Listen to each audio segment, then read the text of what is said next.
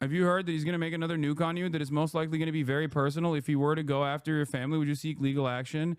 What kind of fucking question is this, man? Ay, ay, ay. Legal battles of this sort is literally getting in the fucking dirt, getting in the pigsty to wrestle with pigs. I don't want to surround myself with shit by doing so. Okay? I think it's bitch made.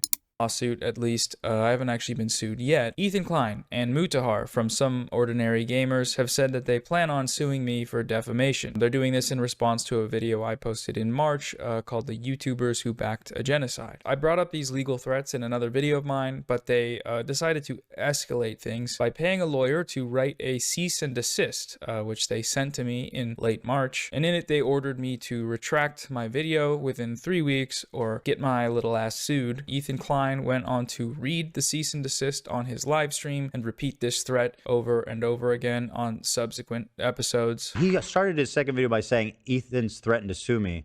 It's not a threat. I'm going to sue you. Oh. Wait. I'm literally going to sue you for defamation. Uh-oh. Noah said in his second video, Ethan's threatening to sue me. Have fun with that, I guess. He said, well, I'm about to have fun with it. And unfortunately, I don't think you're going to be having much fun with it. He didn't respond to my video by his own admission. He just read what his lawyer wrote for him and then said that his full response would happen in court. I know he wants me to respond to every point in his video, which I will do in a much more formal setting. Oh, what do you mean by that? And I can't wait for you. You know, you can do your cute little videos and all that kinds of business on your YouTube channel. But when it comes to, you know, I'd love to see you reason out in a court document about how I and Mutahar support genocide. I really look forward to that. Despite all of the threats from these guys, as I said at the outset, I haven't been sued yet. It's been over 3 weeks since the retraction deadline, and as you may see on my channel, the video is still up. Here's a clip of the last time Ethan even mentioned it, which was over 2 weeks ago. Noah Samsen, he has missed his deadline. Actually, Mutahar is in the chat. What did he say? Did you see that Noah's apparently moving out? Yeah, he's sorry, no video, been moving, etc. Video coming soon. It's amazing how nobody wants to respond to me. Everybody goes cold feet. If you're going to level an attack against me, the least you could do is respond. God, I love this, man. Why won't you play with me? Why does no one want to play with me? Come on. Ever since the retraction deadline passed, the ball has been in Ethan's court. Not responding to a cease and desist is a response on its own, right? According to these people, I'm still actively defaming them because my video is still public, so it's on them to do something about it. But again, aside from some beautiful bills, my mailbox remains empty. If you're wondering where I've been, there's a few reasons I haven't really been able to post much. I've had some personal things going on. I recently moved. I also got doxxed by a certain community of fans of a certain podcast, which I'll talk about in another video. But one of the things that I've been dealing with is preparing for the possibility of being sued. This is all new to me. I've never been sued and I've never sued anybody. So I had to spend some time and money learning about defamation law and talking to lawyers and free speech organizations. One thing I was definitely advised was to not post for a little while because, you know, anything said online would very likely be used against me in a potential lawsuit. Now, it is possible that these people might still sue me because rich people can do whatever they want, whenever they want, including sue whoever they want at any time for any reason. But it's worth noting that Ethan has also been a bit preoccupied in recent weeks, going beast mode in some live debates in front of hundreds of thousands of people. What? What? You don't know what I'm talking about? What is? What? Yeah, it was on the list. You're lying. Yeah. I got a free Rolex hat from a friend of mine. I still wear it every now and then. Yeah, and you're so, oh wow, who knew? All right, listen, it's 5 o'clock. Like I said, I have a family to go to. I have 3 kids and a wife, and I know that you have a fucking cool ass race car bed to sleep in, and I hope you enjoy that.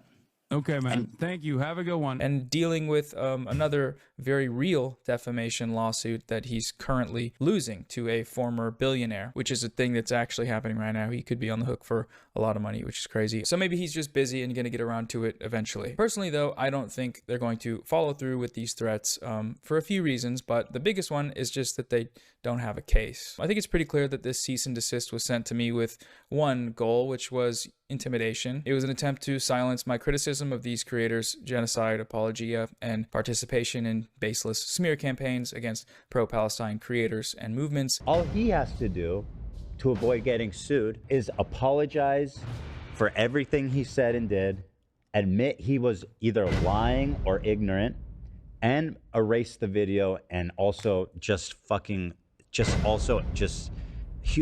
disgrace, like, and just accept the disgrace that is basically lying about two people being pro-genocide, which is one of the most twisted, fucked up things you can accuse someone of. This sort of thing often works because most people just don't have the resources to deal. What is this? Anyone siding with Israel or Palestine isn't a genocidal freak. Maybe they're less informed because they have more to do in life than politics and history day and night, you high-headed snob. Okay.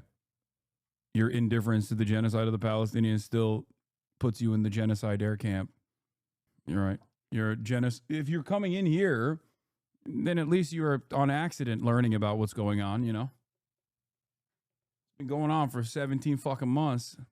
Doesn't seem like you got too much work on your plate since you're taking the time out of your fucking busy ass day to come in here to chirp.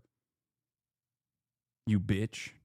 Deal with a lawsuit. In my case, I don't have the resources either, but what I do have is you, an audience of people that have been very vocally supportive of the potential for contributing to a legal fund. I'll be honest though, I would prefer it if they didn't sue me. Not because I think they have a case, nor because I don't think we can raise the money. It's just that I don't feel comfortable fundraising for legal fees right now, given the many better places that money could go, like aid for the people being subjected to this ongoing genocide. Seeing as they haven't sued me yet, that's what we're gonna do. That's what this video is for. It's a fundraising video. I started a fundraiser for UNRWA, the United Nations Relief and Works Agency. The donation link is in the description. I'll also be hosting a fundraising live stream with some special guests and some gaming and hanging out and other things of the sort, which will start on Saturday, May 17th at 2 p.m. Pacific time and probably go for a few days. I don't usually stream, but I'm thinking playing some games, maybe set up an air mattress and do a sleeping stream. I've seen that before. It looks fun. I've set the goal at $200,000 because that's what I was actually quoted as being a safe amount to fundraise in order to be able to afford a potential prolonged legal battle against Ethan and Mutahar, which is crazy, right? That's a lot of money, but I was also thinking we could show them that that's a figure we can achieve if we need to, and instead of it going to a lawyer for some bullshit YouTuber lawsuit, it would go to Gaza. If these guys actually do decide to sue me though, in terms of the actual lawsuit, again, I'm not too worried. I told the truth and said what I believed, and I'm prepared to defend it in court should it make it that far. If that does happen, I'll just do another fundraiser, I guess, and then we can donate whatever we don't use once the case gets dropped. It could be a little or it could be a lot. That all depends on how long these guys want to drag this out. As Norm Finkelstein says, they're afraid of the truth. If they believe they are right, let the argument speak for itself. If they cannot counter, they resort to silencing. Yes, that is why, look, defending a genocide is virtually impossible because from birth, you learn that that is wrong. Okay. And ironically, the major incident that people point to say genocide is wrong is the fucking Holocaust. So once that baked into the collective consciousness of every single person, it's going to be really hard to now turn around and be like, yeah, genocide is bad, but this one is good. And that's precisely the reason why people that want to defend Israel and Israel's genocide will have to turn around and say, yeah, okay, well, you're just anti-Semitic. You should stop talking. You should stop talking. You should not be allowed to have a platform to speak out against this atrocity, which I think is not an atrocity, but it's actually good, and more of it should happen.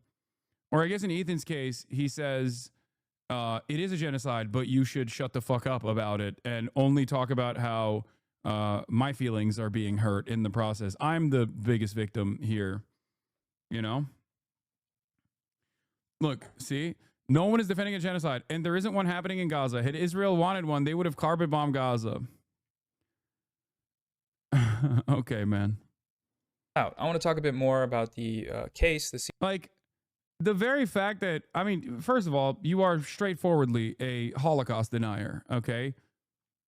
And this is not a historic atrocity. This is an ongoing atrocity that's unfolding in front of our eyes. So, you know, you have literally no excuse. So I am going to ban you. Have fun. Have fun being a fucking loser who has no moral compass whatsoever and then resort to lying in the future about what your position was at this very moment when the dust settles, you know? Oh, I was always against it. I promise. Cease and desist and a few other things, but first we need to do a sponsor break. I gotta do sponsors because my videos get demonetized and I don't post that much. Support me on Patreon if you want to stop seeing them. Thank you to Delete Me for sponsoring this video. Delete Me is a data removal service that makes securing your online privacy simple, affordable, and effective. Your personal data is being sold online by data brokers. Anyone can buy them, which means you're potentially at risk of being harassed, doxxed, or attacked due to any publicly expressed political views, opinions, or even, your occupation. Delete Me offers comprehensive scanning across hundreds of data brokers, including emails, phone numbers, social media accounts, physical addresses, and more. The process is really simple. First, you'll fill out a search removal form. Then once you pay securely, Delete Me will begin the process immediately. You can also request custom removals by sending specific links and run online scans to self-select the data that you want removed. I've used and trust Delete Me because as an online public figure, it's obviously a helpful option to have, but I think those benefits also extend to anyone with any sort of online presence, which is most people. Take control of your digital footprint today and protect your personal data with Delete Me, your trusted partner in online privacy. Get 20% off Delete Me consumer plans when you go to joindeleteme.com/sam. Did Asmongold end his broadcast? Is that what happened? Nope. Just playing a video game. Got it. You got bored, so you chose to come here instead. Okay. I think a lot of people don't understand how embarrassing this is for them. Not only are you defending a whole ass other human being that doesn't know who you are, okay, in the chat of another person who also doesn't know who you are, like you're fighting his battles. But also the person that you're fighting these battles at the behest of is a dude that literally is rotting in real time. I guess it's not really an important consideration for you since I suspect you are also rotting in real time. If you had any friends in the real world, they would probably guide you down a different path. Yet you beg people to defend you who you don't know. Why do all the Asmongold stands talk like iPad kids? Because they're mentally stunted 36-year-olds, which is sadder than being a mentally stunted iPad kid at the age of 14. It's like, it's a incredibly pathetic state of existence. But then again, I feel like once you openly admit to being like an out and about Asmongold fan, it's already over. There is you have no shame anyway. Like, these are exactly the same motherfuckers that were posting their faces on that grumschange.org petition. You know what I'm talking about? The people that were like, I think Stellar Blade is actually fighting against free speech because they're caving to wokeism. Like, that type of motherfucker who is like so oblivious to how repulsive they look to like normal people, like like any normal fucking human being that gets a whiff of them is immediately repulsed. Normal people are also repulsed by terrorist sympathizers. Yeah, I know. That's why they're repulsed by people who defend Israel. Like, unironically, you're right. Exactly. Normal people are fucking repulsed. Like, who do you think gets to operate in broad daylight, go out without any fear of coming across as repulsive? Like someone such as myself or someone like you? Be honest with yourself for a brief moment. Close your eyes and imagine a world where you and I are standing side by side. We don't know one another, obviously, and we're standing at a coffee shop. Okay, we're in line to get coffee. Who do you think is going to come across as more repulsive? Guy who is a fucking Asmongold fan or someone like myself? Ask yourself this question. You don't even need to answer. I'm not pro-Israel, but I'm also not pro-Hamas or Houthis. Yeah, no, you're pro-nobody. Got it. Okay. Do you think Israel's committing a genocide?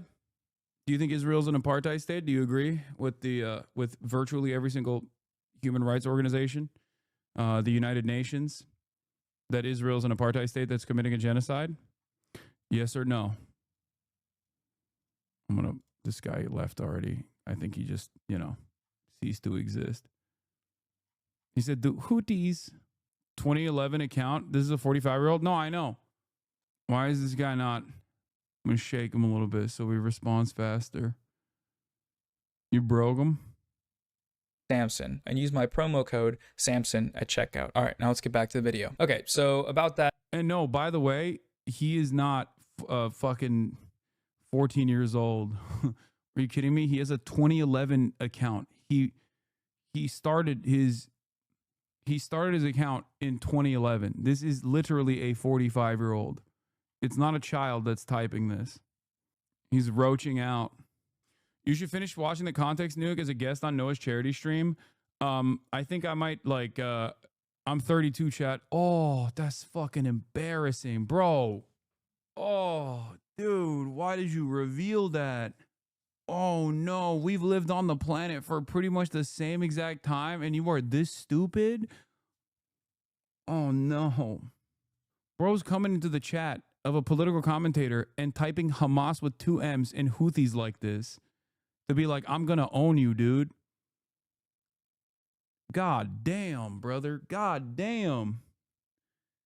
Sometimes it's better to just kick back and maybe on accident, through pure coincidence of finding yourself in a community such as this one, it's good to kick back and just listen. Maybe you can learn a couple things. Notice how he did not respond to my question when I said, do you agree with human rights organizations and the UN that Israel is an apartheid state that is currently in the process of committing a genocide? And instead responded to people speculating, myself included, that he was 45 years old, only to reveal that he is 32 years old, which is still incredibly embarrassing. He's waiting on Grok. He's not going to get the answer from Grok that he wants to. Answer my question, chatter. You got the floor. That defamation case, it really seems like none of the people that are supporting or promoting this lawsuit have any clue what defamation actually is. So I want to go over that very briefly. Calling I guess it's a genocide, but not sure. Okay. I assume you don't even know what an apartheid is, right? Like, is that, I assume that you don't know what an apartheid is, considering that you just completely avoided that line of questioning. But let's say you think it's close to a fucking genocide, right? You're like unsure, which is ridiculous because all of these other organizations that are on the ground and conducting forensic analysis and also giving their professional assessments, including virtually every single Holocaust scholar has already... What? If Israel wanted to kill them, all they would have done by now, apartheid, yes. No, that's not how genocide works. Like the whole like, oh, they could have killed them harder, so it's not a genocide is a stupid argument. But apartheid, you say it's an apartheid state, great. If you recognize that it is an apartheid state, which it is, and you recognize that it's close to being a genocide, even though it actually is a genocide, right? Okay. Don't you think people have a right to resist against that? Do you place a lot of blame on the Jews for the Warsaw Ghetto Uprising? Do you place a lot of blame on the ANC for resisting against the apartheid in South Africa? Those were, fairly comparable circumstances. So you'll be with Noah this Saturday. Did I not understand wrong? Yeah, no, I said I'm gonna go on. I'm going to go on Noah's broadcast. But I was thinking of like independently fundraising for him while watching the rest of the Context Nuke potentially. I guess Hamas is way more justified than the Houthis. Wait, what? No. What do you mean? Okay, it's cool that you are at least reasonable. Hamas with one N, Houthis is not like this. Okay, this person is unlearning reactionary sentiment right before our eyes. This is great. Okay.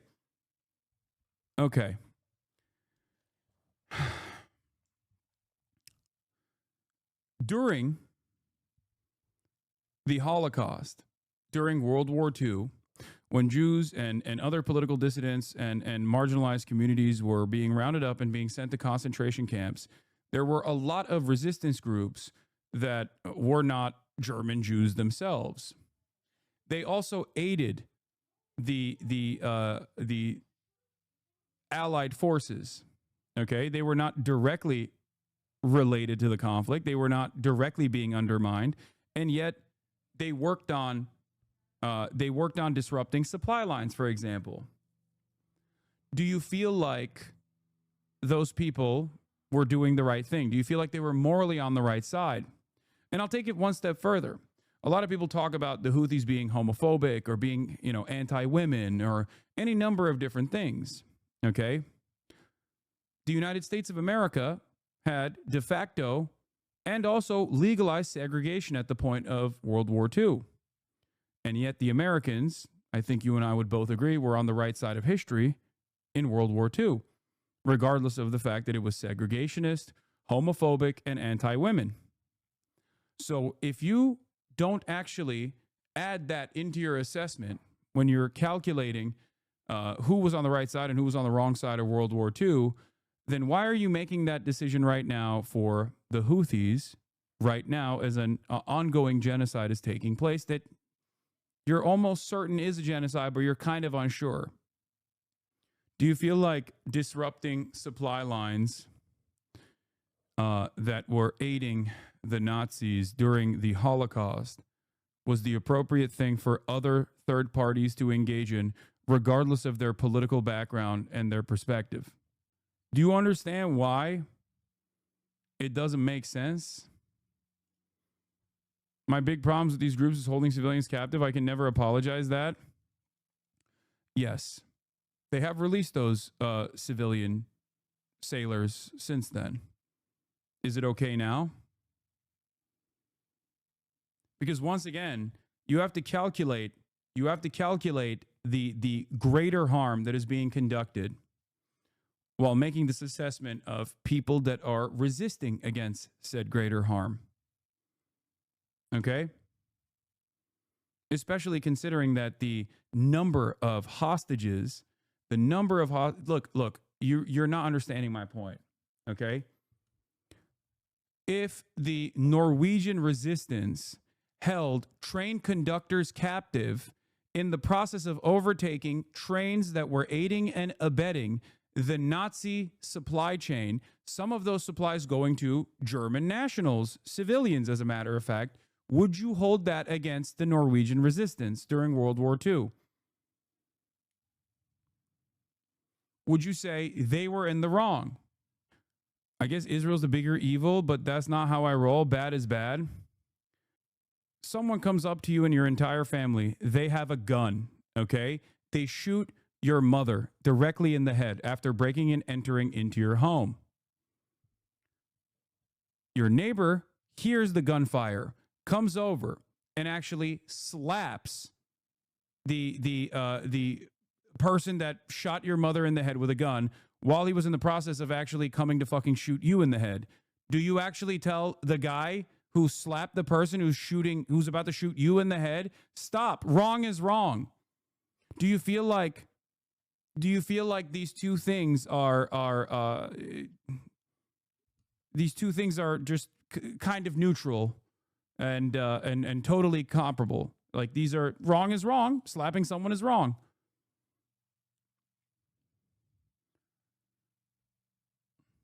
Do you feel like it was appropriate for the person, your neighbor, to come in and slap the gun out of the hand of the shooter? Okay?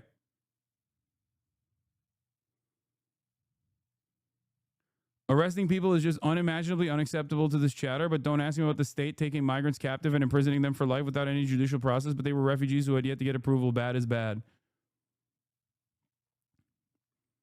Do you say, hey, man, wrong is wrong? And if you want to say, okay, well, the fucking people that were, the Filipino people that were on the boat had nothing to do with Israel. They were working for an Israeli company, and in the process, they were held captive for over a year. Let's say someone actually saw the gunman shoot your parent, okay, and was like, oh, I love when people do mass shootings. Let me go give this person more ammunition, and your neighbor apprehended them in that point. Do you feel like it was appropriate for your neighbor to apprehend the person that was bringing bullets to your gunman? Or would you simply say, wrong is wrong, sir? No, you have to ask within your 80 IQ analogies. Yeah, what do you want me to do? I'm talking to someone who's fucking 70 IQ. I already described to him a historically relevant point, and he just doesn't comprehend it, so I'm trying to dumb down the argument. The fuck? What do you say to someone who says bad is bad when talking about other militant groups that are morally on the right side against a nation state that is currently conducting a fucking genocide? What do you want me to say to that person? I'm trying to dumb down the argument to a point where he can understand it. Yeah. Arrest and detention of civilian merchant crews during World War II took place by coalition forces, and they did that to halt arms and material to Germany, and no one bats an eye towards that. There was a group of Norwegian resistance fighters in World War II that effectively prevented the Nazis from developing an atom bomb by disrupting Nazi heavy water shipments. They had to blow up a civilian ferry at one point and are still considered heroes. Where's the chatter? Did he respond to any of the things that we just mentioned? No, 1 year captive is way worse than slapping. Brother, we just talked about the Norwegian resistance in World War II that fucking blew up a ferry. Okay? 1 year captive is way worse than slapping is ridiculous. You're trying to fucking go. Okay, they held them hostage. Okay? The person was bringing ammunition to the person who shot your fucking mom and is in the process of shooting you. They held them hostage for the duration of the shooting. Ferry with civilians or just supplies? I'm losing my fucking mind, dude. It's interesting. Nah, dog, you said slap. What? Not 1 year captive. Okay, now they're holding them captive for the duration of the fucking shooting. Is that inappropriate and unacceptable? The entire point of this analogy isn't to fucking go into the weeds of is it a one-to-one fucking comparison? That's not how analogies work. The entire point of this analogy is to help this person understand that there is proportionality here, okay? If there is a party that is the most powerful fucking nation in the region, that is a nuclear armed power, that is a 77-year apartheid state that is currently in the process of conducting a fucking genocide, that the poorest nation in the region actually implementing a blockade along its fucking coastline in an effort to harm the responsible party for the genocide economically, it is an appropriate action to take, regardless of whether you agree with the methods or not. That's it. That's it. And hyper focusing on the 18, I believe, Filipino boatsmen that were taken in that process, instead of yelling at the fucking Israeli shipping magnate that literally knew that there was a blockade being implemented and still forced the Filipino boatsmen to go through that route, hoping that they would be fine and being incredibly careless about their fucking well-being, is idiotic to put the blame on for the fucking group that is actually trying to do something, anything within the limited powers that they have. So that's the reason why I tried to fucking dumb down the goddamn argument, but it didn't matter to him. If you want to yell at somebody, yell at the Israeli shipping magnate that actually said, nah, fuck it. I'm careless about the well-being of the people that work for me. I'm still going to force them to penetrate a fucking blockade. Whose fault is that? Hold on, are you suggesting that arresting civilians who are paid to sail through a blockade in your territorial waters is not as bad as genocide? Yeah, I mean, when you try to have a fucking normal conversation with people like that, they unironically do take this approach because deep down inside, they know their argument is fucking stupid and they feel a little embarrassed, I think. So they have to just maintain this like idiotic posture. And I get it. It's embarrassing to feel fucking wronged. It's embarrassing to recognize that you don't really have a reasonable position here. So you just kind of close your eyes, close your ears and go, la, la, la, I can't fucking hear you. It's all right. The adult thing to do in this situation is to learn from this and self-reflect and stop advocating for these stupid things that you're advocating for. That's it. And therefore, you will never have to feel the shame that you feel in this very moment ever again. Okay? Somebody a supporter of a genocide is a very different thing than saying somebody's career is cooked, or saying that somebody fell off, or making a video about an internet drama. One of them is a real legitimate thing where people are bad, and the fact is that this is totally different than just a drama slop thing. This is completely different. For someone to be found liable for defamation, there's a few bars that need to be reached. First, the plaintiff must establish that the allegedly defamatory claim is a statement of fact. Next, that statement of fact must be provably false. It also must have caused demonstrable damages to the plaintiff's finances or reputation. And lastly, the statement has to have been made with actual malice. Actual malice is a legal standard. It's the highest legal standard for defamation claims, and it's only applied to public figures. Basically, it means that the defamatory statements have to be proven to have been made with the existing knowledge that these statements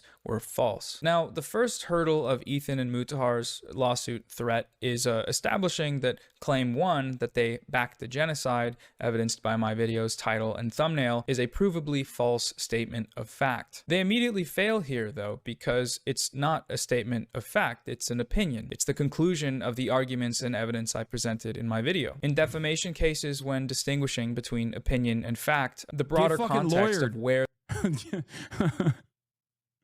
oh, that's funny. the statements were made must be considered. In the cease and desist, the lawyer they paid to write it for them chose to ignore this broader context, opting instead to single out one word in the video's title, the word backed, characterize that word using one definition from a single source, and then argue that that word, solely using the definition they've interpreted it to mean, is a statement of fact and also a false one. And not only that, but this falsehood is one that I lied about maliciously.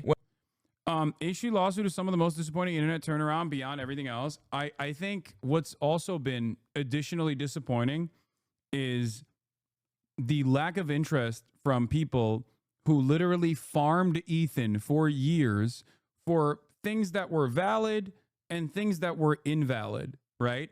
For years, because they knew that that was a way that they could butter their bread, okay?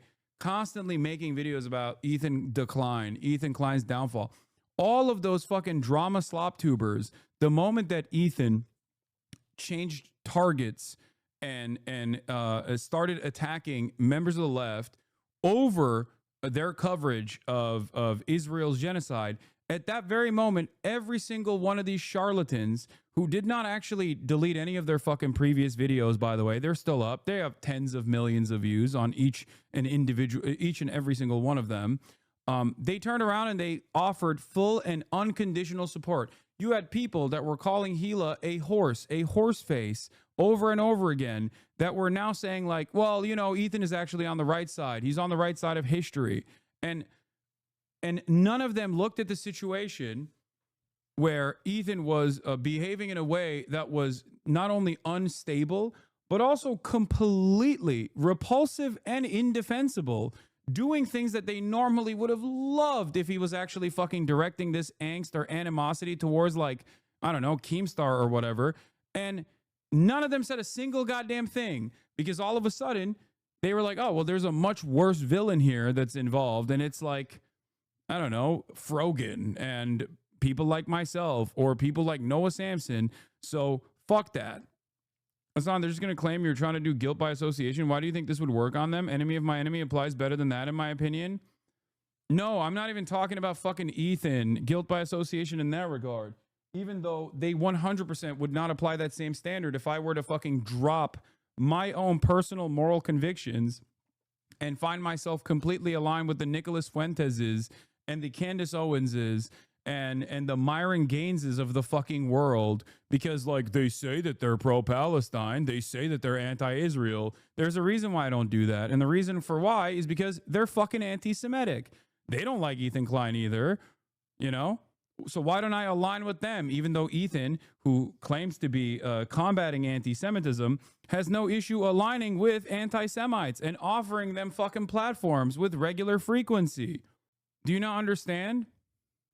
Ethan Klein, in our conversation, literally said he has respect for Candace Owens and Nick Fuentes because at least they're honest about their anti-Semitism, whereas his imagined anti-Semitism of me is actually far more nefarious, far more dangerous. That was his opinion. He said he respects Candace Owens. He said he respects Nicholas Fuentes. That's a real thing that he said. Yeah, could you imagine me joining forces with the Andrew Tates of the world and being like, you know what? Let's let bygones be bygones. Sure, you fucking Heil Hitler with regular frequency, but you also claim to be pro-Palestine. Attack Ethan Klein for me, please, Andrew Tate. Imagine if I did that. I would get a lot of fucking clout off of that. I would get a lot of play off of that. All of the people that normally despise me on that side of the fucking internet would turn around and go, you know what? Hasan is actually based. He's finally sticking it to a Jewish content creator. Okay? That's what they would say. I get a lot more fucking motion off of that shit. The reason why I don't do that is because that's insane. That's an insane thing to do because those people are anti-Semitic. Do you not understand? Also, in the process of me doing so, I'm sure there would be a lot of parasocial fans that would remain, but plenty of people would understandably and for very valid reasons leave this fucking community. And then all of those numbers would get replenished by an army of psychopathic Andrew Tate fans who are deeply fucking anti-Semitic. But the problem is, I don't want a community like that, no matter how large the numbers might look like, no matter how much fake solidarity I would get, fake support I would get from people like that. That's the difference between someone like me, a person with actual fucking principles and a moral conviction, and someone like Ethan who will cast everything aside in an effort to make internet drama in the backdrop of a fucking genocide. That's it. That's it.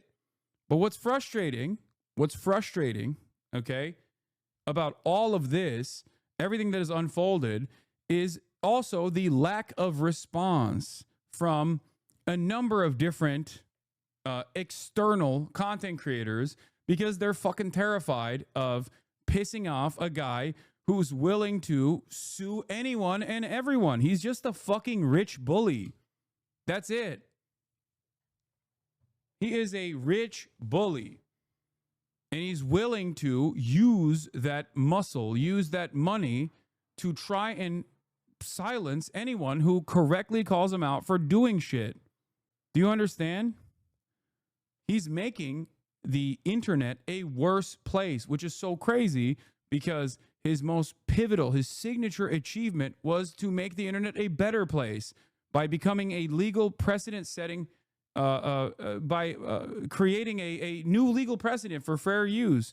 And now, all of that litigation, it doesn't even fucking matter. Now he's trying to reverse those decisions. Has he actually done it, though? He's facing a massive defamation lawsuit loss. He's going to have to pay up very soon. I noticed he hasn't sent you a cease and desist. Yeah, I don't know. Have you heard that he's going to make another nuke on you that is most likely going to be very personal? If he were to go after your family, would you seek legal action? What kind of fucking question is this, man? Ay, ay, ay. Legal battles of this sort is literally getting in the fucking dirt, getting in the pigsty to wrestle with pigs. I don't want to surround myself with shit by doing so. Okay? I think it's bitch made. That's the entire basis for this video that Noah Samsen is putting together. Okay? He's already coming across as repulsive to his own fan base, the ones that remain that just want the fucking goofs and gaffs, because he's using his community as a vehicle for stalking and mass harassment. And the remaining foot soldiers that are there just for the goofs and gaffs, which I guess like genocide wasn't enough for them to fucking pull the ripcord, are now annoyed at the unlimited amount of fuck Hasan posts on his subreddit where they're like, can we just stop? Can we just stop with the fucking Hasan posts? It's just ridiculous. Like, it's too much. Can we just get back to the goofs and fucking gaffs, please? There are chatters who are permanently obsessed with drama who want Hasan to sue everyone under the sun. They want Hasan to sue Asmongold. They want Hasan to sue H3. They want Hasan to sue DHS. All they care about is drama because legal stuff is drama. I don't understand, like, what what entertainment you can derive out of suing people like this. I don't understand why that's fun. I guess that's maybe how Ethan made fun. Number 6 on YouTube. People are loving the drama more than his goofs. What do you mean number 6 on YouTube? I don't even know what that means. They just see it as blood sport. Americans are so fucking litigious, dude. It is also crazy. My feed's parasocial because they feel like they're winning through you. Yeah, except you should already feel like you're winning through me if that's your goal here, because I don't even need to do anything. He's just fucking making a fool of himself all on his own. You are not seeing the POV of a rich smarmy moron collapsing due to legal loss narrative. It's a fantasy because he'd be fine in the end, but that's the imagination. Exactly. It would be a fucking long, convoluted, drawn out, and incredibly costly endeavor going band for band with a dude who has tens of millions of fucking dollars while I'm in the process of trying to fucking, you know, conduct my regular affairs and keep doing news, whereas his content thrives when he's in fucking legal battles like this. This is what he does. This is his entire content. Okay? And at the end of the day, he would probably incur some legal penalties depending on what angle I take in my approach for defamation, but it would not be worthwhile at all. I want to keep fucking covering shit that matters. And yes, I will entertain drama every now and then. I will entertain goofs and gaffes every now and then. I will have IRL streams in the process. But obviously, it's not fun for me. I don't enjoy this kind of back and forth. Yeah, I don't think people understand. Someone with that level of wealth can keep this going endlessly, okay? Think about it this way. He is so wealthy that he is able to withstand a fucking defamation lawsuit from a billionaire, okay? A billionaire that he has actively pursued and apparently defamed is currently in the process of suing him, and it's taken fucking years. And even though he probably is going to lose that lawsuit, it still doesn't matter. Think about all the time that it took to get to this point. Think about all the time that it took to get to this point and what he did in that process. It was a 4-year process. He made content out of it every fucking step of the way. Now that he's on the verge of losing it, he shut the fuck up about it. He doesn't talk about it at all because it's over. The content part is over. Do you think it would be appealing if I were to... Do you think it would be appealing if I were to change the trajectory of my political commentary career and become a fucking fat little piglet that only cares about fucking endless drama and endless litigation? I don't want to live in that world. I don't want to be that person. Especially because it would help him more than it would help me. It would hurt me in the process. It would hurt my goals.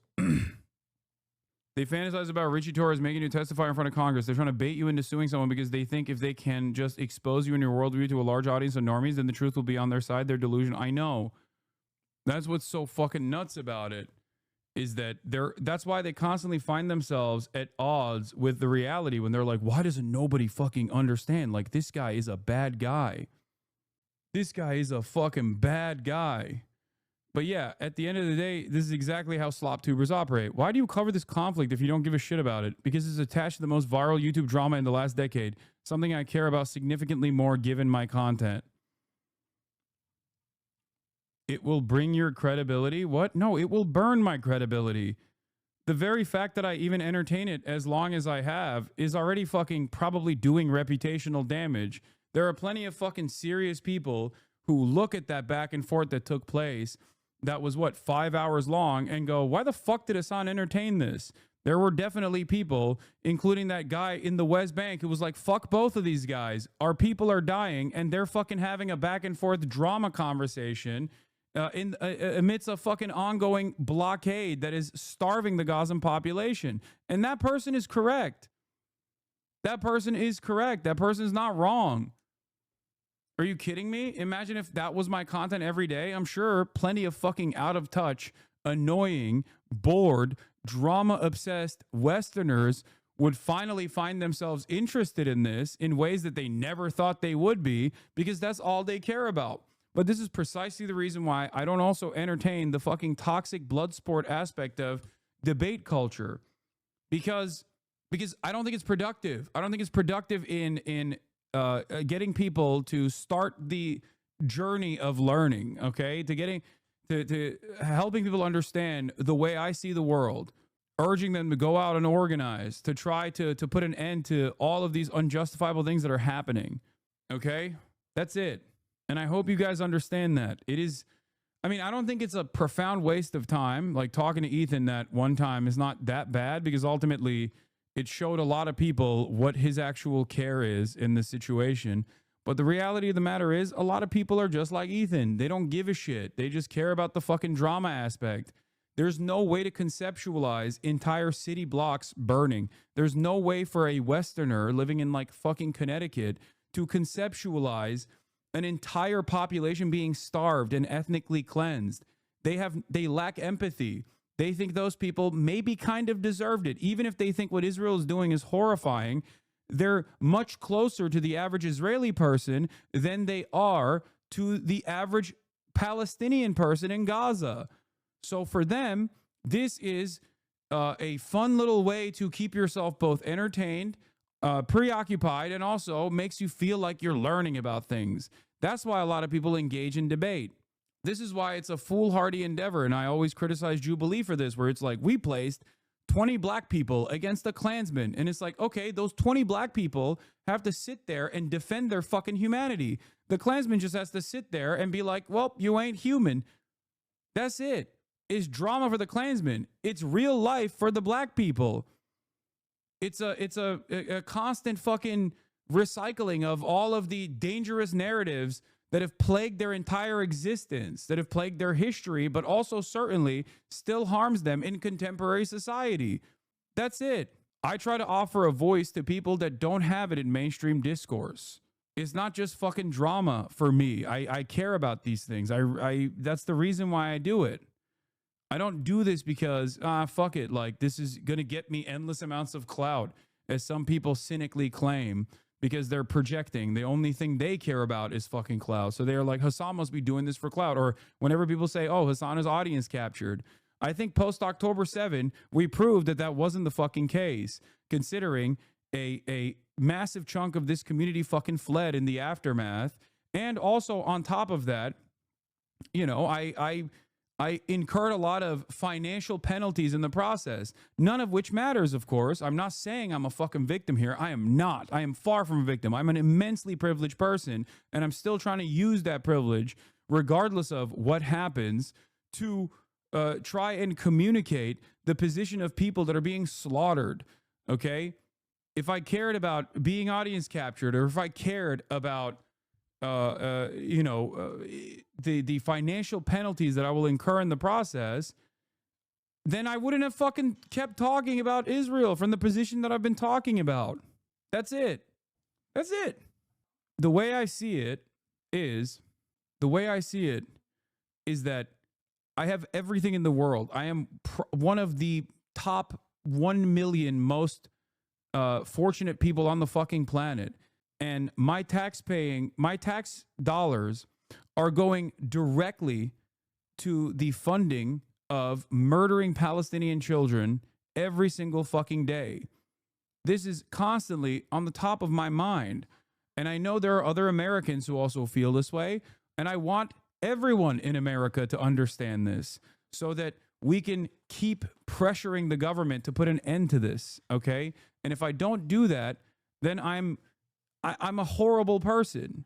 If I don't do this, if I don't talk about these things, if I simply angle it from the perspective of drama all the fucking time, then I'm a incredibly selfish individual. That's the way I see it. And I hope others can understand my position on this. That's it. When evaluating defamation claims, headlines are not typically treated as statements of fact when the articles themselves explain how this conclusion was reached. That's what my video was for. It was an hour long. I know for a fact that Ethan accused me of defaming him before he'd even watched it, based on the title and the thumbnail alone. If I had to guess, I would say that the decision to threaten a lawsuit came from this knee-jerk reaction to my video's title and thumbnail, and that knee-jerk reaction was never re-examined because it didn't need to be. Ethan has money. and time, and no one in his life that is willing to challenge him on something like this, especially not his lawyer who he is paying. So whatever he thinks and says is truth. So how do they go about trying to prove this claim of defamation? Well, it's pretty interesting. They actually go with the "no, I didn't" defense. They essentially claim, we couldn't have possibly supported a genocide because elsewhere we have said that we don't. We said that genocide is bad, so we are exempt from any criticism for any other things we may have said that do actually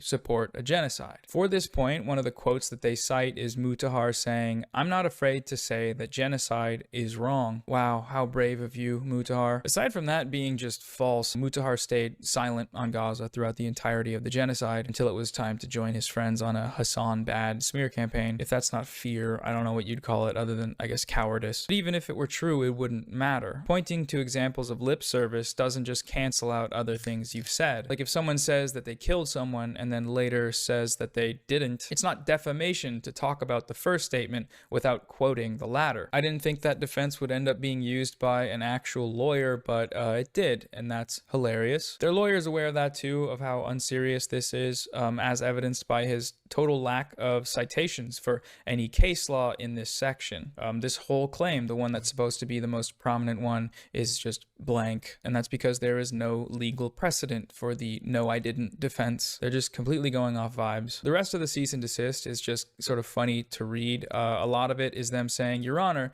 he clip champed me. Your Honor, he literally didn't even watch the video." They spend like 3 pages attempting to debunk a Bad Empanada video essay because I cited it, which is just sort of awesome. It's been said plenty of times already, by Bad Empanada included, but you can't litigate a historical argument in civil court. That's not what civil court is for, and that's not what defamation is. There's one part in the letter where, in an attempt to evidence my malicious intent, their lawyer cites the disparity in the view counts of my videos, accusing me of the legal violation of clout farming. This statement demonstrates that you intended to not just have third parties spread defamatory statements about Ethan, but profit from those defamatory statements. You proved this point yourself when your video entitled "Manufacturing Consent for Genocide" failed to receive many views, particularly in comparison to the first defamatory video. You made the second defamatory video to further profit from your defamatory statements about Ethan. Your Honor, Noah fell off and tried to climb back to relevance by putting my client's name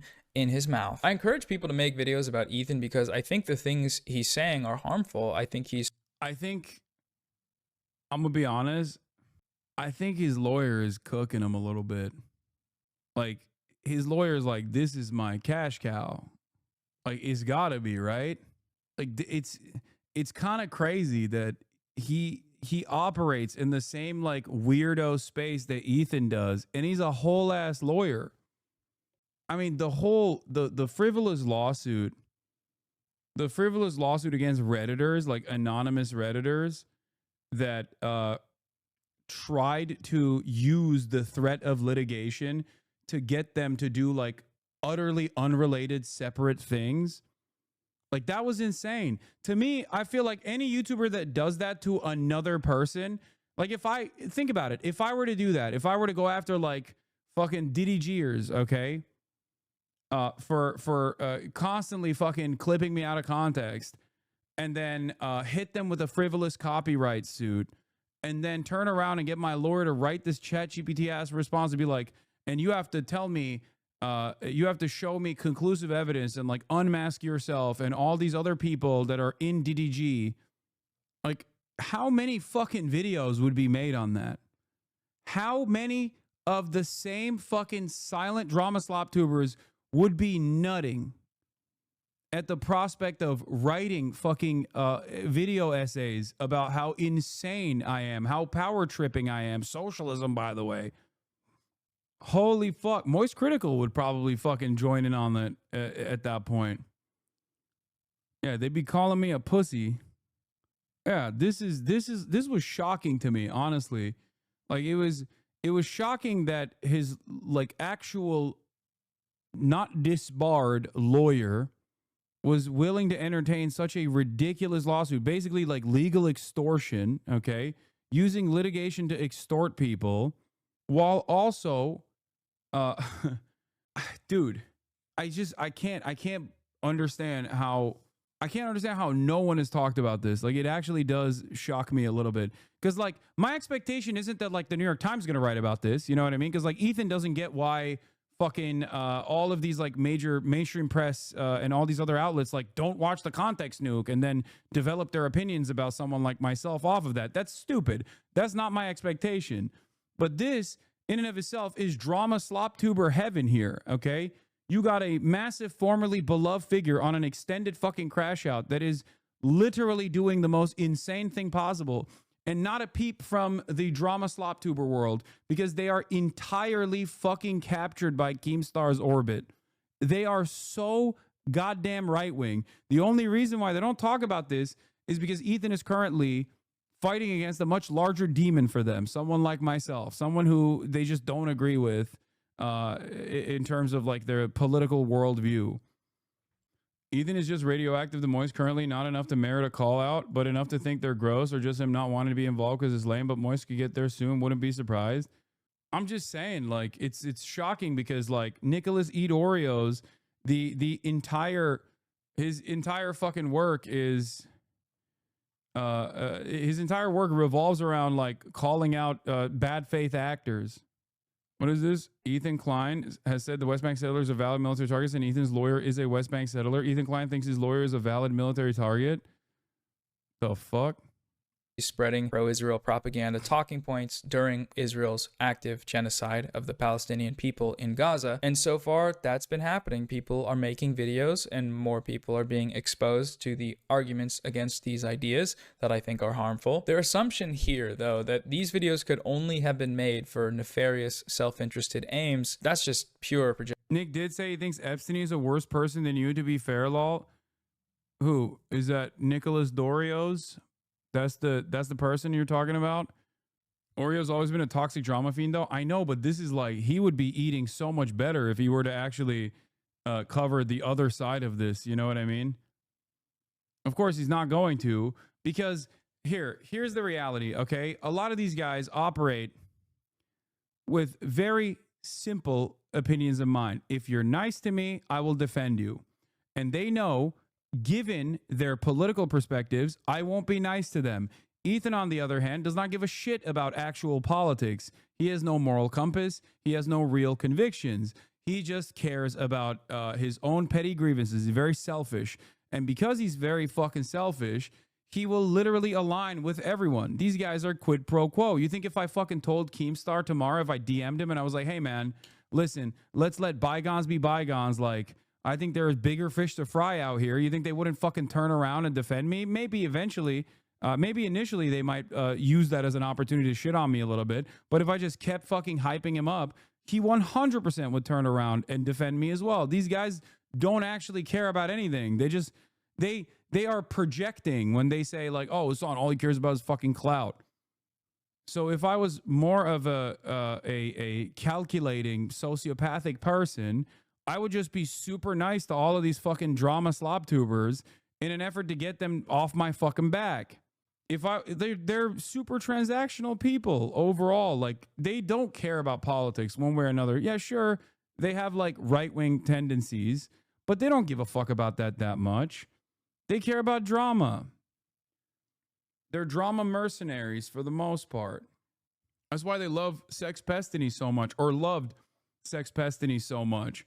Part of the reason why they loved him is because Sex Pestiny will, on the one hand, fucking turn around and be like, I hate Donald Trump. Donald Trump supporters should be all shot, or whatever the fuck he says, right? And then he'll turn around and be like, but Donald Trump's Department of Homeland Security actually didn't apprehend Hasan. And if they did, then that was good. I thought you were a fucking libtard. What happened?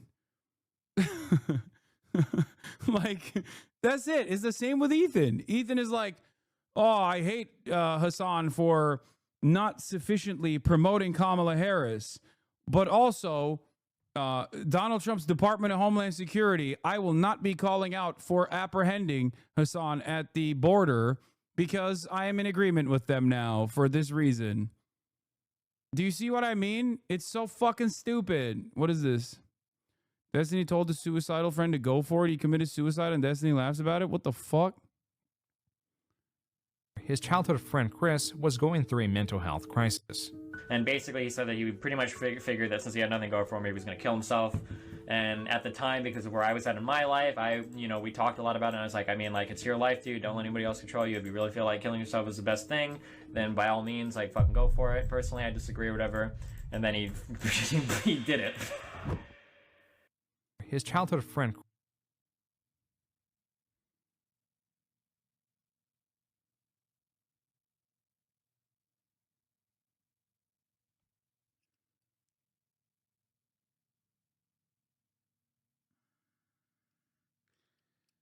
Oh my God.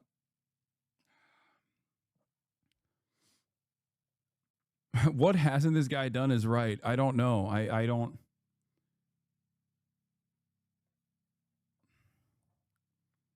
Wait, you didn't know about this? No, I didn't know about this. Are you fucking kidding me?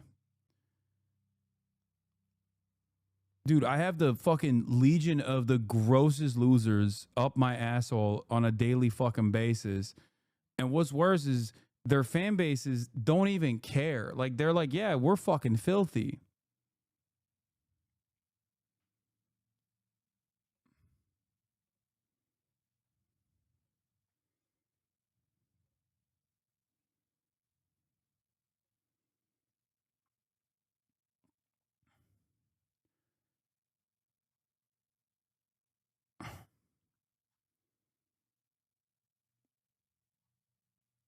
Anyway.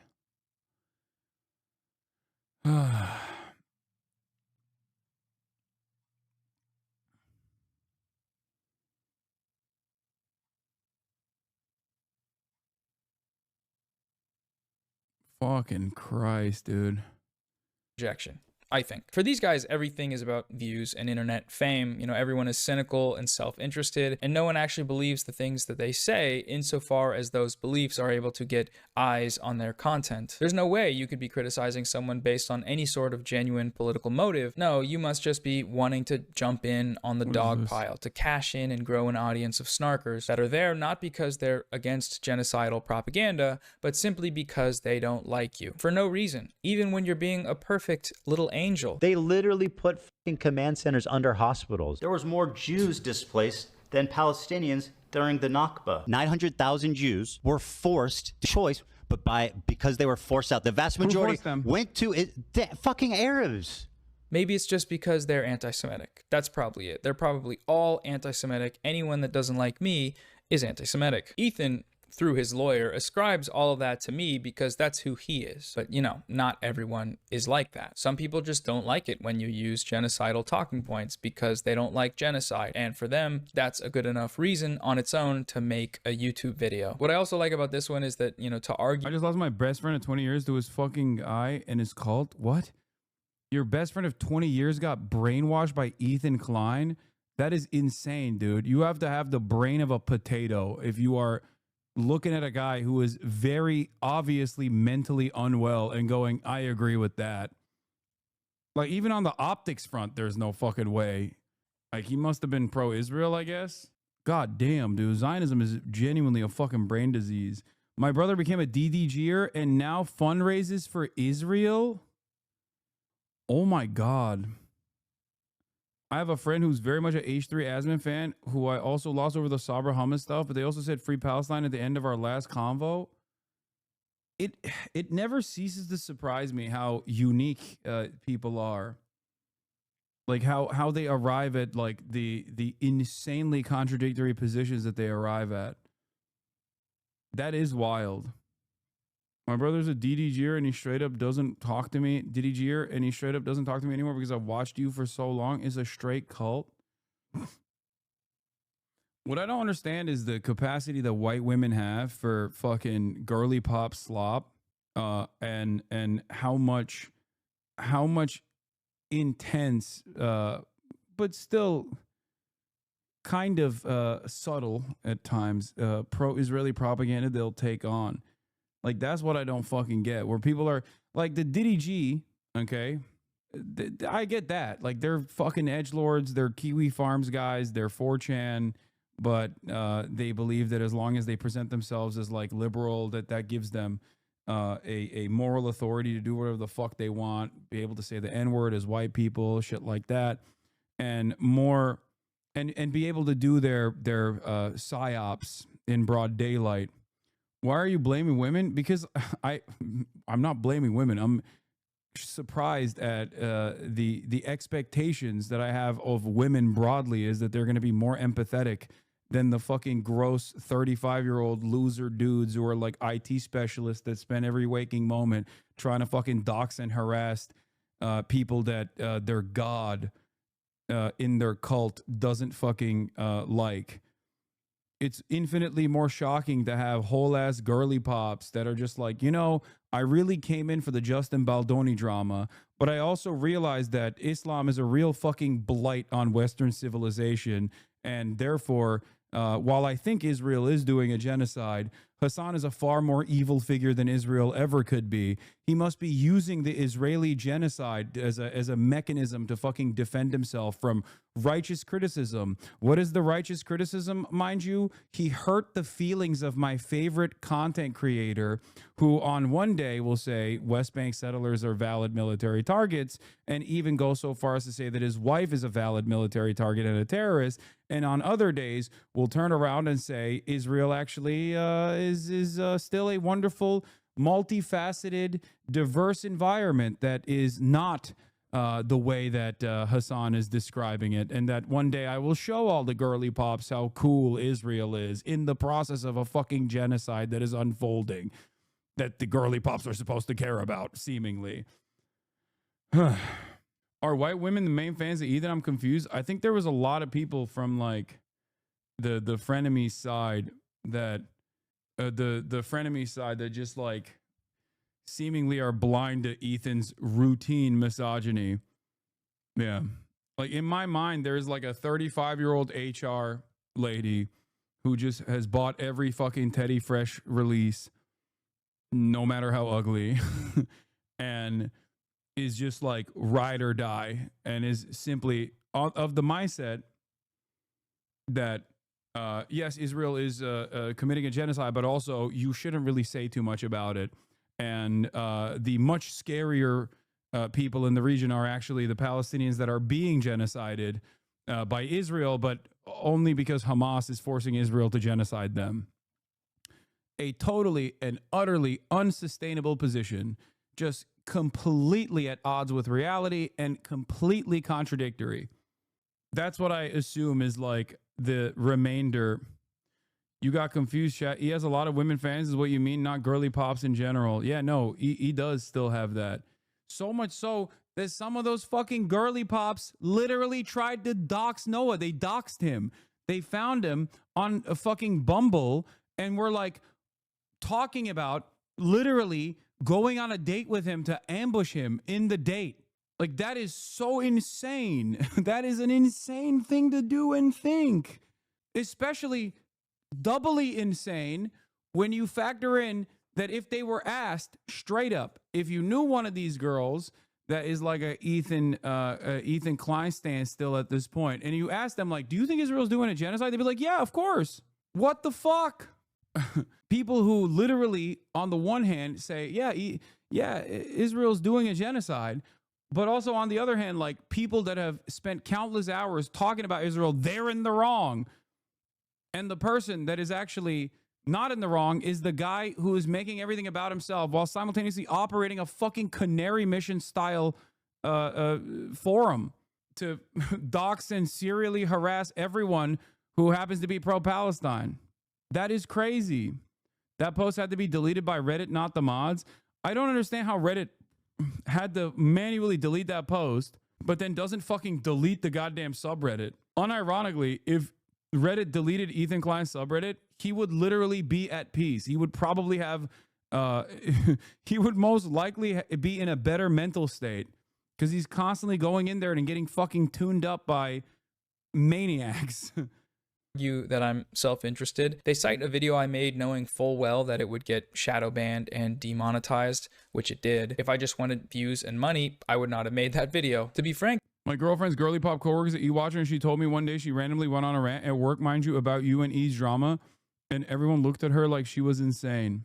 The reason I made that video was on a pretty simple basic principle, which is being against genocide. And that principle manifests itself in me wanting more people to know about how the media is normalizing this genocide. That same principle is why I made the videos about these guys. It just so happens that when YouTubers are in the thumbnail, more people click on the video. Ethan is aware of this phenomenon, obviously. He's used it for me and many others. It is unfortunate that more people care about what their favorite e-celebs have to say about each other than an active genocide, but that's the frame of reality we're working within on the internet. And I don't know, I think people are doing what they can to try to change that, or at least use it for positive goals, like getting more people to learn about the genocide. And to an extent, for some people, this seemed to work. You know, I got a lot of comments saying they hadn't heard about what's happening in Gaza or about how bad things. What's this guy say?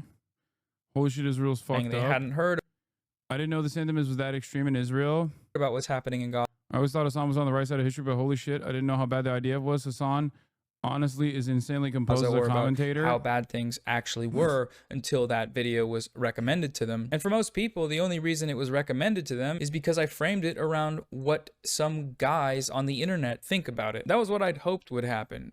Believe me or don't, it doesn't matter. What matters is that factually, some people learned about the genocide and they wouldn't have learned about it if I hadn't used these creators as examples. And the same is true for creators like... I do need to mention something. I'm not blaming the women for this, okay? Do not misunderstand me. My expectation is that women are supposed to have a higher barrier of empathy.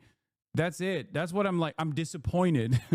Like, I have no expectation from the fucking dudes that are in the community, many of which they came after, many of which are like fucking Keemstar fans and shit.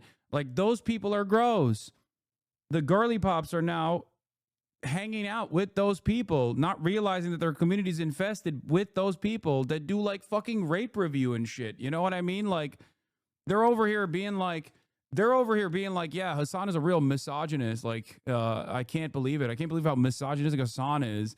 Meanwhile, what are you doing? You're fucking hanging out with incels. Like Bad Empanada or Overzealots or Chris Kunzler and more, and anyone else that wants to join in and use the algorithm for good. And they certainly wouldn't have learned about the genocide from any of these creators themselves, because despite their claims to caring about it, I've been a stalwart supporter of the Palestinian cause for many years. None of them ever talk about it at all, aside from when they're, you know, basically smearing its opponents and running cover for the country that's committing it. They literally put fucking command centers under hospitals. Outside of that, silence. As an aside, I think it's still open to debate as to whether or not this tactic is worth it. Like, is it worth the trade-off to get this information in front of more people when the conversation can so quickly turn from the issues and into creator drama? In this latest chapter, I don't think it was. Granted, I didn't really expect that these people would be petty enough or dumb enough to actually sue me or threaten to, but I probably should have, so that's on me. That debate, though,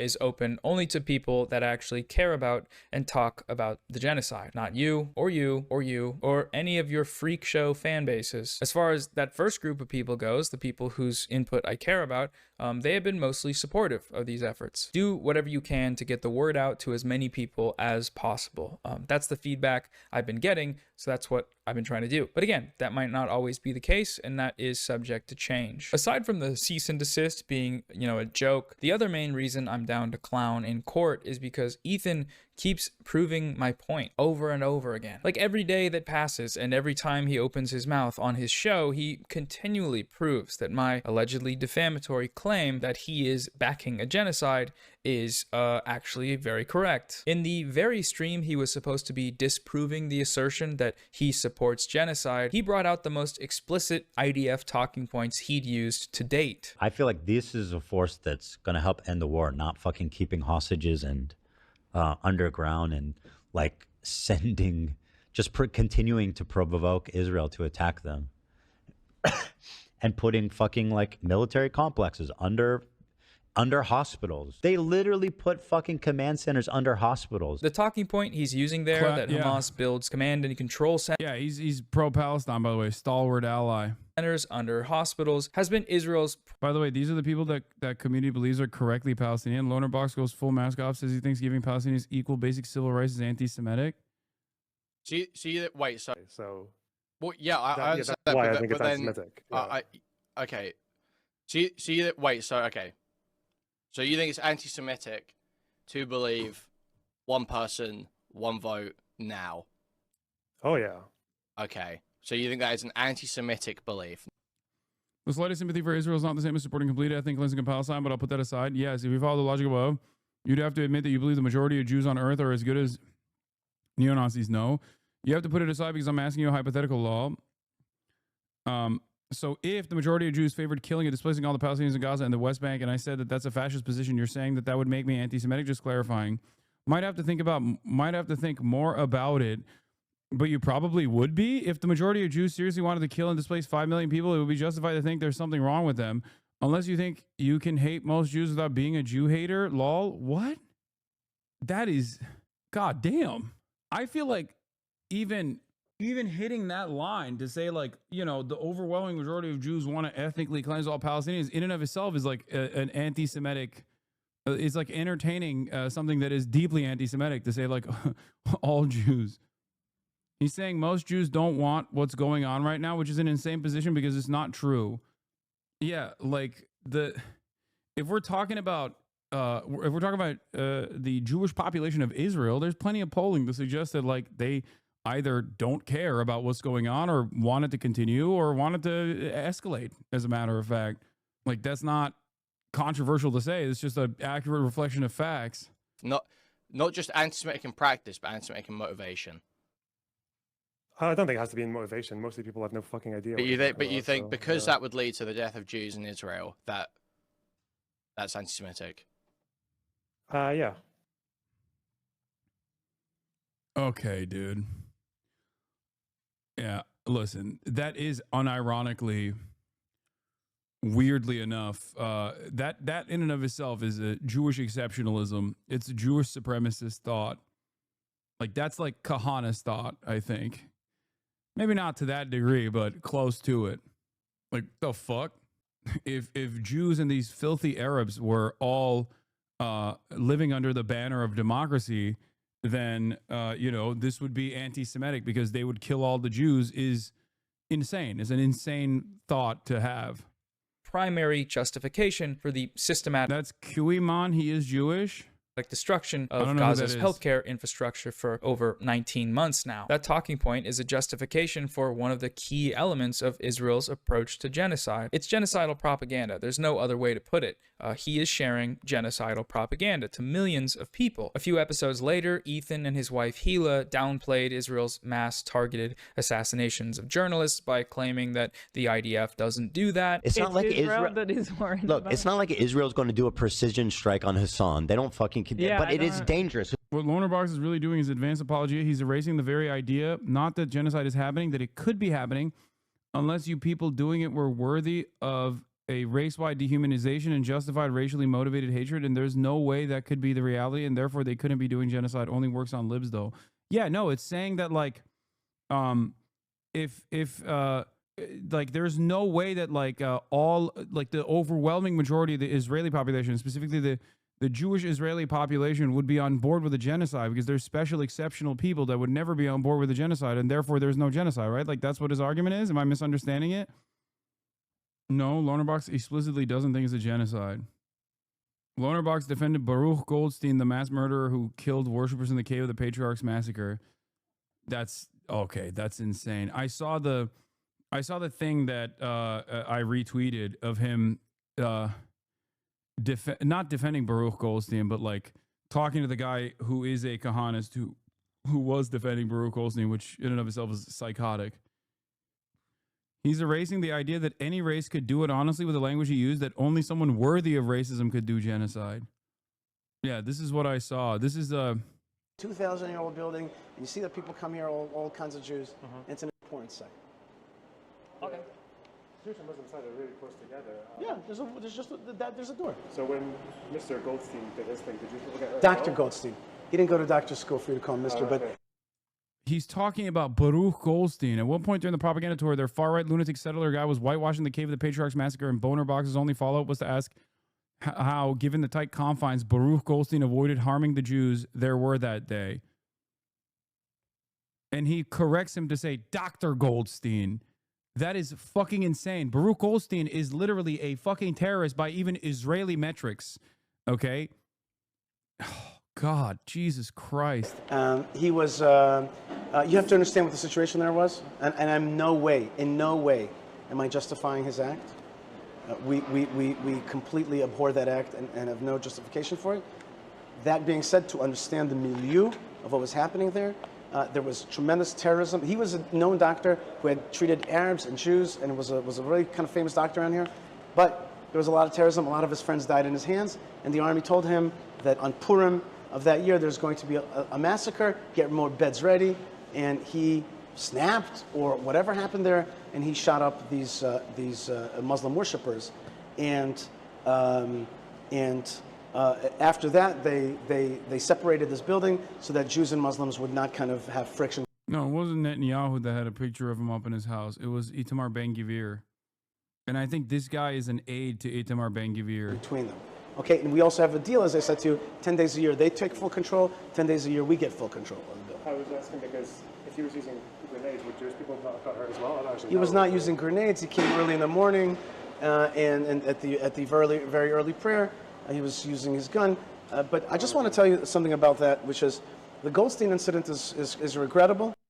Bro, this is literally, like, this is equivalent to, like, talking to a ISIS guy, describe how they slaughtered, like, the Yazidi population or something. You know what I mean? Like, how they fucking, it was regrettable, but, you know, this ISIS doctor beheaded people, and, you know, it's because he fucking snapped. And what was he supposed to do? Like, what he's talking about is a fucking mass murder. It's like Dylan Roof. Yeah. No, exactly like Dylan Roof. It is literally like a white nationalist talking about Dylan Roof and being like, he was a wonderful boy. No, Dylan Roof is a perfect comparison. He slaughtered 27 people, right? In the mosque that were there for morning prayer. And then they fucking killed his ass like a dog in the process. And he literally turned around. He said Mr. Goldstein, which is disgusting in and of itself. And this guy corrected him to say, oh, actually, not Mr. Goldstein, Dr. Goldstein. It would be akin to 29. It would be akin to fucking talking about the Christchurch shooter, which is what the fucking guy did, similar to the Christchurch shooter. Or even a similar comparison would be to defend the actions of the synagogue shooter in the Tree of Life synagogue. Was an American Israeli physician and religious extremist who in 1994 murdered 29 Palestinian people in Hebron in the Israeli-occupied West Bank, an incident of Jewish terrorism. Goldstein was a supporter of Kach, Meir Kahan, a religious Zionist party that the United States, the European Union, and other countries designated as a terrorist organization. Kach was banned less than a month after Goldstein's attacks on account of statements made in support of his actions. Yeah, and of course, he's from Brooklyn. He's one of our guys, okay, as always. Yeah. Yeah, he was a member of the Jewish Defense League, which is also a terror organization linked to Meir Kahan, another Brooklyn guy. But I want you to know that what we also regret is that Hebron has a humongous history before Goldstein and an important history after Goldstein, and therefore we a little bit resent sometimes that it always gets painted with that brush. We are armed, we live with Arabs all the time, and yet this doesn't happen. This is a one-time. Yeah, you use the IDF now. The fuck? Incident. We do not encourage that kind of act or thinking, and it happened, and there's no way to deny that. By the way, isn't it crazy that these guys say I'm a fucking terrorist sympathizer, I'm a terrorist supporter? Oh my fucking lord, dude. And Ethan Klein says this guy is actually a great voice for the Palestinian emancipatory movement. To talk about it, but it's important for us to just say, look, that's an event, but it can't paint the whole history of this place. Why the 10 days a year thing? Because there are days where the Muslims want to pray big on the Eids, on the holidays, on the festivals, and on the 4 Fridays of Ramadan, and there are days. Wait, he doesn't even know the significance of the act? Like, he goes, wait, what? Like, why are Muslims... Wait. Can't paint the whole history of this place. Why the 10 days a year thing? Because there are days where the Muslims... Like, he doesn't understand why, like, isn't this guy supposed to be Lebanese? Like, I know he's not Muslim, but perhaps he should know if he's a studied scholar of Israeli history, he should most likely understand that during Ramadan is when the Israeli military escalates its acts of violence against the Palestinian population. Want to pray big on the Eid. Yeah, Loner Box is Lebanese. That's Ethan's token. Ethan loves tokens, by the way, straight up. He fucking posted about that Yemeni dude that lives in Israel, Luai Muhammad or what? No, not Muhammad. Luai Ahmed, I think. He posted him. He posts every single fucking Atlantic Council Palestinian guy who constantly fucking spends every waking moment shitting on every fucking Palestinian liberation movement. AB is his token good Arab? No, he's not. You want to know why? Because if AB was his token good Arab in the way that fucking a lot of people claim he is, okay, then he wouldn't have to rely on Boner Box. It is precisely because AB doesn't fucking play that role for him that he has to bring Boner Box in, okay? Ethan wishes that AB would play the role of a loyal servant and constantly go, yes, you're right. I'm on Seth Meyers. Fuck yeah. I mean, we'll look at that tomorrow. On the holidays and the festivals and on the 4 Fridays of Ramadan. And there are days that we have tens of thousands of people that come here and connect to this place. When you say the Waqf, that's the same one that the Jordanian one that it's not a Jordanian Waqf, it's a local Hebron Waqf. Oh. So it's a war zone. Like, I agree, it's dangerous. Sure, it's a war zone. I don't think you guys understand Israel. It doesn't work like that. They're not. Yes, they do. They do that more than anyone ever, actually. It's the last possible group of people on Earth that you could claim doesn't intentionally target journalists. This is just pure misinformation that is used to run cover for Israel as it commits a genocide, a major factor of which is limiting people's exposure to the atrocities they are committing. And the most direct way they can do that is by assassinating journalists over and over and over and over again. A couple weeks ago, in a debate with Sam Cedar, Ethan continued to expose himself as a propagandist for Israel's genocide. He repeatedly blamed Palestinian resistance for Israel's genocidal actions in Gaza. They could have done that. They could have ended it after a week. I mean, Hamas could have ended the war anytime too. How could have Hamas ended the war? By releasing the hostages? No, listen. Israel has said time and time again that the release of the hostages is not going to end their assault on Gaza. They have said this over I don't believe that's over and over. I haven't seen those statements. I've seen the opposite. At any time, they could have done that. Well, what has Hamas done to end the war? Hamas offered what have the they done to end the war? Early dawn to say Hamas offered all the hostages in agreement for in response to Israel not coming into Gaza. I mean, there's just to defend Israel's actions. That didn't happen either. Being inevitable. That didn't happen. It did. You're just too stupid to know that, but it doesn't even fucking matter because your audience is also dumb enough not to check you. What I'm getting to is Hamas, I think they knew that this was the reaction that would happen. By this logic, there is nothing Israel could do that can't be blamed on Hamas, which is a genocidal logic because they're committing genocide and doing exactly what he is doing here. As always, nothing justifies October 7, but everything Israel does is justified because of October 7. Blaming Hamas. This is the logic employed by the IDF and the Israeli state and its propagandists, and this sort of thing is what makes Ethan one of them. In this debate, Ethan also repeatedly conflates anti-Zionism with anti-Semitism, which Sam Cedar deconstructs pretty effectively, in my opinion. This will never happen, but in a totally just world, regardless of your background, any kind of fucking Zionist tendency should be treated in the same way as being a fucking rabid neo-Nazi, and you shouldn't even let someone be the fucking local dog catcher as Felix was posting if they've ever exhibited any sort of positive feelings about the state of Israel. I'm so serious about this. Now, to me, that seems like extremely dangerous, dehumanizing language. Why? That's what's so crazy, because he just like lets it sit there and then he'll be like, because it's anti-Semitic. Why? About what could arguably be 70% of the Jewish diaspora, and certainly probably people you know in your family. You go in and you're making this about anti-Semitism by doing this hopscotch about a poll that people had positive feelings that Jewish people do, and then therefore he is anti-Semitic. And honestly, that type of conflation, I think, is so dangerous and so disingenuous. I have had a guy who went to my bar mitzvah, my sister's bar mitzvah, my kid's bar mitzvah, sat at Passover with me 3 or 4 times, call my father and ask him if I'm anti-Semitic. That is just an example, an illustration of conflating when he's clearly talking about Zionism. Was it hyperbole to say any time in life, whatever? The fact of the matter is this conflation is dangerous for Jews.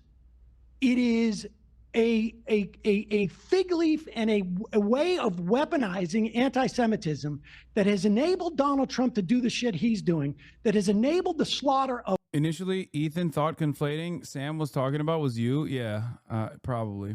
Thousands upon thousands of children and women and men, for that matter. It is not keeping Israelis safe.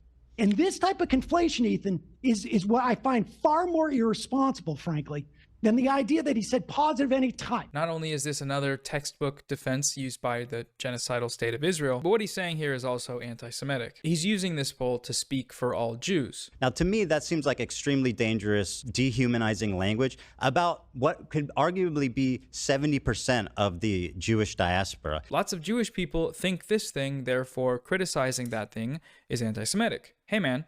No, it's not. The criticism is... Yeah, also, that's fucking insane. Like, one, you're just shitting on so many Jews in diaspora by associating them with, like, having... associating them with having, like, not conflicting opinions on Israel at all, but, like, having a pro-Israel position, especially during this fucking genocide, okay? Like, but it doesn't matter. Like, Jews are not fucking magical people, dude. What the fuck do you mean? Like, well, oh, my bad, dude. I guess I can't criticize. I guess I can't criticize people who believe in this ethno-religious supremacist ideology that is currently responsible for exterminating the Palestinian population in its entirety because, you know, you claim that the majority of Jews agree with it. I don't care if the majority of Jews agree with it. What, you think I'm going to fucking stop criticizing it because the majority of Jews agree with it? Who gives a fuck? That makes no sense. Like, that's such a stupid position. One, it's a weird own goal here to just be like, you know, all of the Jews love this shit, okay? Which is not the case. And secondly, even if they did, what difference does that fucking make? Yeah. So for Ethan, if 60% of white people wanted slavery, I'd be racist for not wanting slavery. Yeah. Bro, chill out. You're a terrorist supporter. Your position is the only stupid one. Yeah, I'm not fucking pro-Israel, chatter. I'm not. And guess what? If you were to step foot outside for a brief moment, you would recognize that a lot more people agree with my fuck Israel sentiment than your opinion on the world, okay? Straight up. Straight up. At this very moment, go out and fucking poll people. Be like, do you like Israel or do you think Israel fucking sucks? These are people who are so fucking eternally hugboxed that they just don't understand that their worldview is utterly repulsive. And that's part of the reason why they don't want to come to terms with that repulsive reality. And therefore, they won't even openly admit that they are pro-Israel. Because you defend the left, you vote for Biden, dude. What's more? What more do you need to give you hate? What the fuck? This guy went from kill cops to because you defend the left, you vote for Biden, dude. What more do you need to give you hate? It will go from first world to third. Wait, what? So the British taking over Native American lands is a war crime? I'd let you fuck me, Omega lol. Holy fuck. What the hell? What a fucking confused little freak you are, dude. Jesus Christ. It's not about their Jewishness, it's about Israel. The only one here making it about their Jewishness is you. In this same conversation, Ethan blamed Palestinians for Israel's mass killing of peaceful Palestinian protesters with sniper fire during the Great March of Return in 2018. They were marching in the Great March of Return week after week after week. Sam, was there Hamas activity at the Great March? Sinwar was marching. Sinwar was marching with them. Were people attacking the border wall? During the Great March of Return, the first dozens of these things before the snipers? No, they weren't. So there were the people for peace. There was Hamas activity. They were attacking the fence. They were like trying to cross the border. They were but not attacking militants. Militants were trying to cross. Bro, first of all, that's not true. And secondly, God, I wish he had a conversation similar to this one with me in the same way that he had with Sam Cedar, because it's like Sam was much nicer to him, and I'm gonna be 100% like, I think I know a lot more about Hasbara and these sorts of specific talking points than most other people do. Oh God, I would have fucking slammed him on this, but of course he didn't. He didn't engage in this at all with me, unfortunately. The border. We know where he got this talking point from, his friend Destiny, and we've seen him use that before a bunch of times. Overwhelmingly peaceful. Just as a quick thing, because people love to talk about the Great March of Return, the peaceful March of Return. All of this is like the peaceful Great March of Return. Remember this, okay? This is all the peaceful Great March of Return. And we've gone over this before, but the human rights reports were very clear on what happened in 2018. Thousands of people were shot by IDF snipers, hundreds of them killed while standing hundreds of meters from the fence. It's actually pretty insane that this talking point is still being used. Like, it's disgusting. Men, women, children, medics, aid workers, and disabled people were shot and killed. If your retort to this fact is, well, there was separate instances of violence at the border. They were attacking the fence. They were like trying to cross the border. Whether you want to admit it or not, you are doing genocide propaganda. You are offering a moral justification for this violence. There are plenty more instances of this sort of thing in Ethan's debate with Hasan, which I could go over, but I feel like you get the point by now. If Ethan is really going to go through with his I don't support genocide lawsuit, he should probably stop using talking points that support genocide. These guys know that what they're doing here is wrong. In his announcement tweet a couple months back, Mutahar said, Destiny didn't know about the March of Return till you brought it up once in like early 2024. Yeah, I know. That's the other side of this. Like, it is kind of laughable. Look, I will always recognize that Destiny is a gifted orator, okay? And because he's a gifted orator and also endlessly confident for no real reason, he actually can make people believe him on a lot of these issues that he is completely unknowledgeable on. Like, he just doesn't know what the fuck he's talking about, and he can try and dance around. He can try and dance around a lot of the subject matter that he is completely oblivious to. Ben Shapiro does this very well too. Definitely a lot better than Destiny does, as a matter of fact. So, the reality is, he will just learn new things in the process of like being at odds with someone like myself, specifically to find counter narratives, specifically to find counterpoints, and then he'll use the process of that debate to educate himself just on those talking points alone. But of course, when he reaches someone like Norm Finkelstein, who is just as stubborn as he is, if not more stubborn, and infinitely more knowledgeable on these issues than he is, he looks like a fucking moron. I've seen him tell Andrew Wilson to his face that the job he was currently working at doesn't exist, lol. What? That was what Ethan tried to do with a book quote, and he fucked it up so bad. I know. I was going to watch the Overzealots video on the book quote, which was so insane. I never want to financially harm or bring a lawsuit to a creator. I think ironically enough, he had me fooled when I first started the self-educating journey until I found you, Law. Ironically enough, if Destiny wasn't just purely reactionary to whatever position I take, he literally, if he was like pro-Palestine and like a big advocate for Palestinian causes, one, I wouldn't even talk about him, okay? I wouldn't talk about him at all still to this day. And two, he probably would have been a beloved, celebrated figure. But instead, because he operates on whatever position I take, he has to take the opposite because he thinks like I'm an unpopular figure in his fucking mind, in his hug box, because he's like surrounded by other sex criminals and fucking weirdos, that he took this like insane position out of pure spite on an issue that he had actually directly opposed in the past when we were fucking friends with one another. It's embarrassing to admit, but he literally took the position just because I was pro-Palestine, and then had to double, triple, quadruple down and just never stopped. Never fucking stopped. Extraordinary confidence is all you need to gaslight an army of leeches into believing every word you vomit forth like D does so often. I also do think, I also do think that like people want someone that looks like themselves or behaves like themselves, people want representation, ironically enough.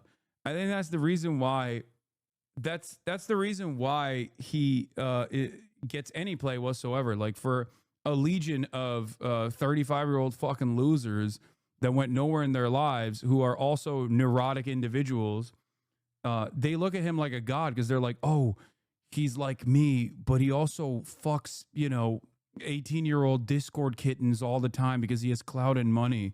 And it's the same for like Asmongold in some ways too. He's like, wow, this guy fucking lives in filth. Based, he's a real one.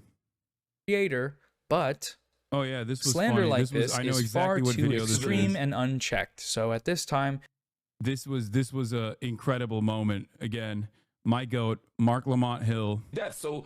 To be clear, all Israel has to do is give adequate forewarning. That's the only obligation they have under international law, is to give adequate forewarning, and then to do a proportionality calculation when it comes. What's adequate? What would adequate warning be in a hospital where people are unconscious, or like at a shift where there are premature babies, in a hospital where there are elderly people, and in a machine where there are people who are tied to machines?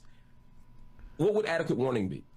I mean, that's going to vary from situation to situation, but... I'm saying in this specific situation. I mean, in this specific situation, I mean, has Israel, like, full-on bombed a hospital? I don't think they have... What... Al-Shifa. Oh. That's the one from, like, 3 months ago, right? Yeah.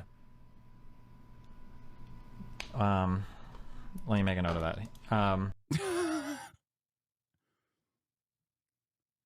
Yeah, it's the only reason why this one like doesn't go the way he normally goes with is because Mark Lamont Hill is obviously a figure that I guess he respected at the time when he first had this conversation. So instead of immediately starting to yell, which is what he normally does when he's caught in a fucking stupid moment, because he has to keep maintaining this presence that he's like the knowledgeable party, that he's controlling the conversation. When that was that moment of self-reflection, like he was like, oh, I guess, I'll take note of this. What is this dog shit bait? I'm sad about the damage you've done to your cause. Palestine's caused by your lies about your detention at the airport. Dude, a denial of reality is so fucking funny in this circumstance, because like the Department of Homeland Security came out and admitted that it took place, and these motherfuckers still are like, nah. they're just lying about that too. Everyone's lying, except who's not lying? My favorite content creator.